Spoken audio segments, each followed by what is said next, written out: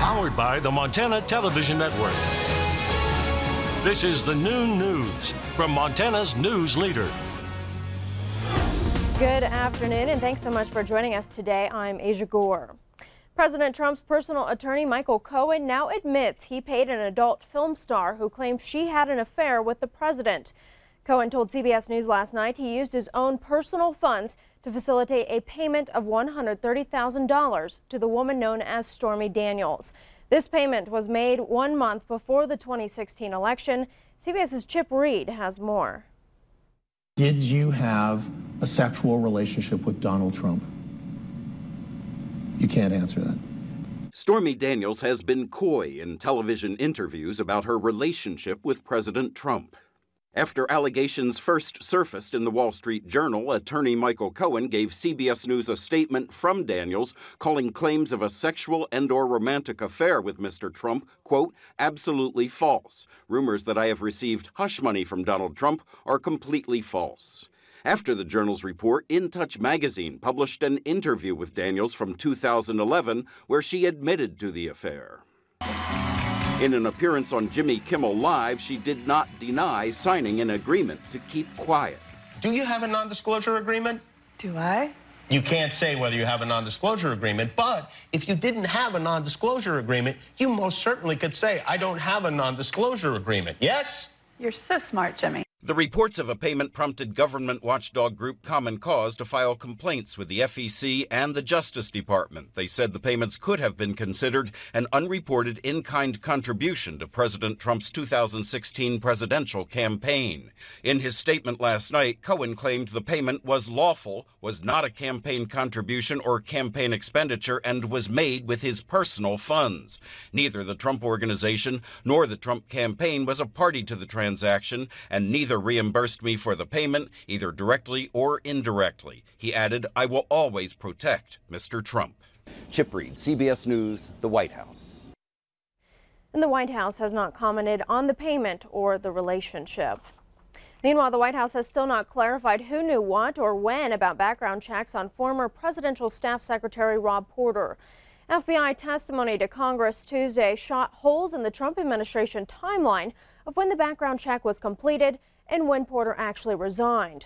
White House officials said Porter's background check was ongoing, but the FBI testified its investigation was completed months before Porter resigned. Police fired shots at an SUV that rammed into a security barrier outside the National Security Agency at the Fort Meade base in Maryland. Law enforcement says the vehicle was being followed by Maryland State Police when it rammed the concrete barrier this morning. No one was injured by the gunshots. The FBI does not believe the incident is terrorism related and says the situation is contained. Here in Montana, a controversial right-wing speaker known for targeting Muslims, feminists, and the LGBT community drew protesters during his lecture at the University of Montana. Mike Adams, a professor at the University of North Carolina, Wilmington, spoke last night at UM's 10th annual Jeff Cole Distinguished Lecture. The UM School of Journalism has sponsored the lecture for the past 9 years, but pulled out after Adams was selected to speak. Security on campus heightened ahead of Adams' speech.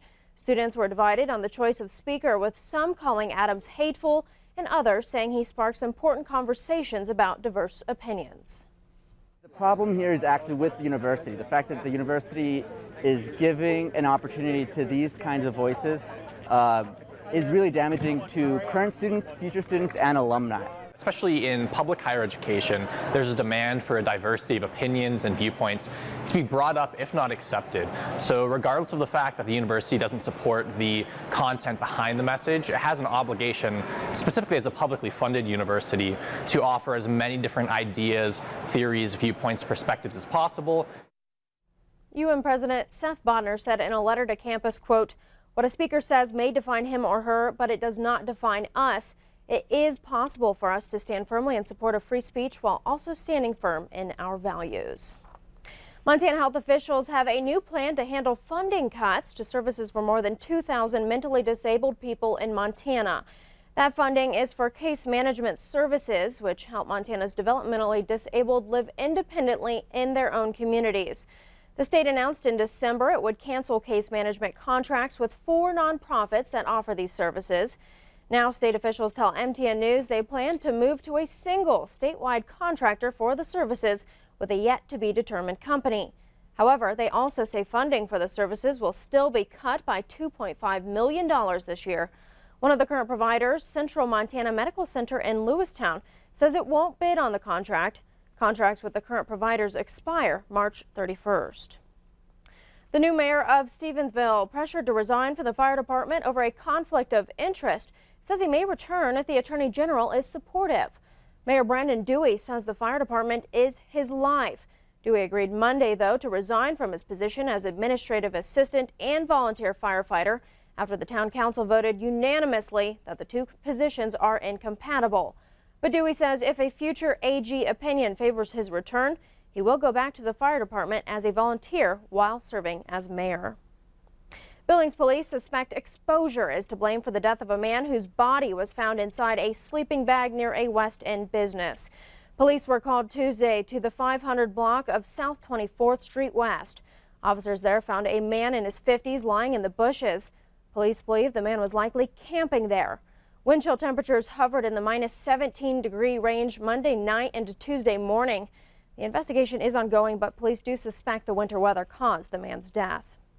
And on that note, we turn now to the weather scene, and Ed McIntosh is going to tell us about more snow on the way. That's right, more cold, and we just can't seem to escape it for now, Asia, that's for sure. As we take a look across the state, we're already seeing some rain and snow showers starting to push along a line. That initial wave moving through, and then a stronger wave will move in behind from basically north to south and east or west to east across the region. And as it does, it'll bring at least some light snow. Heavier amounts expected, especially from Missoula to the north. Some of the higher elevations in northwest Montana could receive a half foot to around a foot of accumulation, and then maybe an inch or two into areas across the eastern plains. Come back, take a closer look at the forecast details coming up in just a few minutes from now. Thanks, Ed. We'll check back in. Before we get to break, the Bozeman City Commission approves a large loan to develop the Bozeman Sports Complex. Commissioners voted unanimously Monday to approve a $1.7 million loan, which will pay to install turf for 2 fields in the sports complex. That facility will be located near Flanders Mill and Baxter Lane on Bozeman's west side. The loan will be paid back over the next 20 years and will be paid back through fees paid at the park.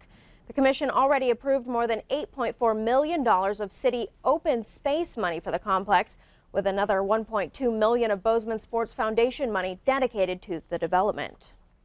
Straight ahead on the noon news, a daring rescue operation takes place on the side of a mountain in Oregon. We'll take you there. But first, Ed has our weather forecast. Stay with us.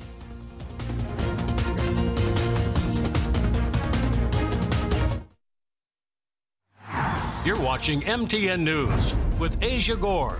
Storm Tracker weather with Ed McIntosh, and farm and ranch news from the Northern Egg Network. This is the